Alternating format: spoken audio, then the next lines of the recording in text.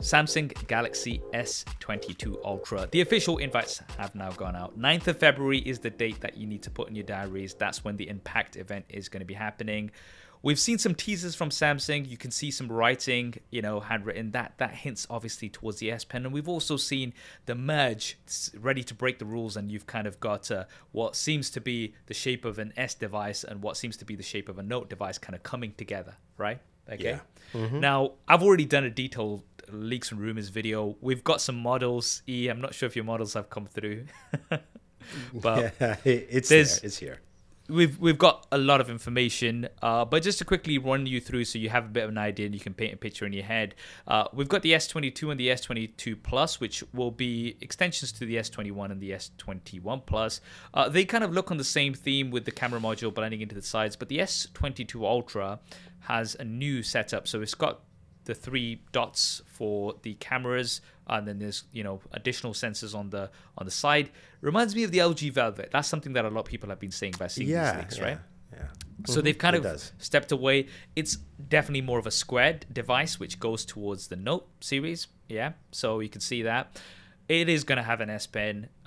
It's rumored to be an S Pen with around 2.8 milliseconds of latency, which is the fastest. I believe the S21 and the Note 20 had around 9 milliseconds. It is going to be an S Pen that's going to be housed within the device, unlike the S21 where you'd have to buy it separately.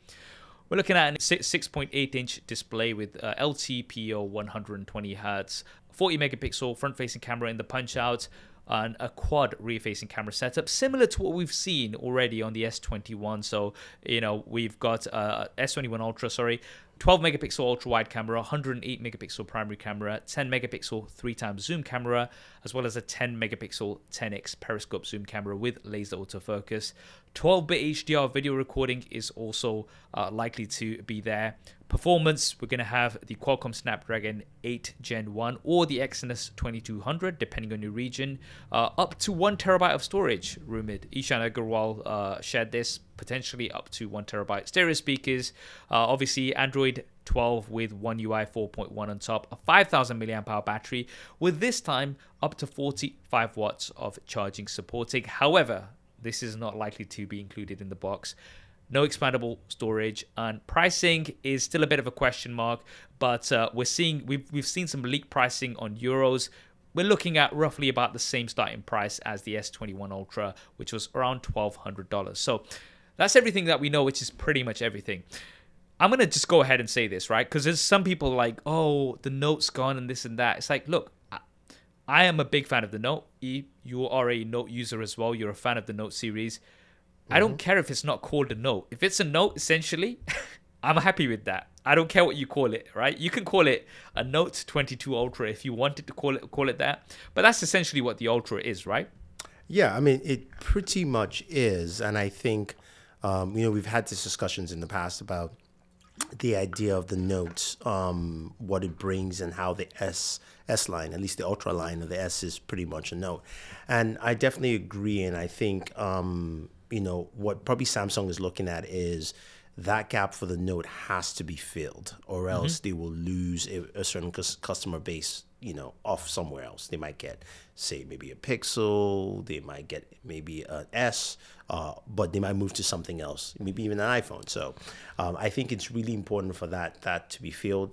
And I think Samsung is going to use this as a way to say, hey, look, Note users, we still remember you. It's not lost or it's not gone, but this is a way for us to continue that heritage because we're going to be doing something else. And that something else is technically with the launch of the foldables that we get in the second half of the year now.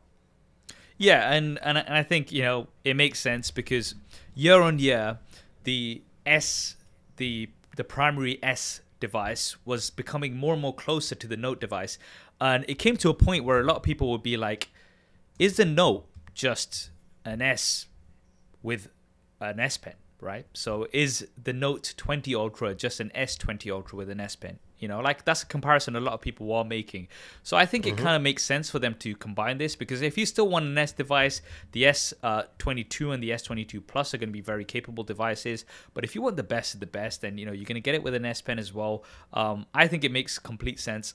As a Note fan, as a Note user, and not getting a Note device last year, I'm somebody who's like very satisfied with these leaks rumors, and I'm very excited. And I would say, like, I mean, this, like the S21 Ultra did, it's going to set a benchmark for all of the devices that are going to come out for the rest of the year. I mean, the S21 Ultra, one of my SIM cards is still in it right now because it's such a good device. And I went back to it after switching to so many other devices. I kind of like, you know what, that was the one. That was one of my picks.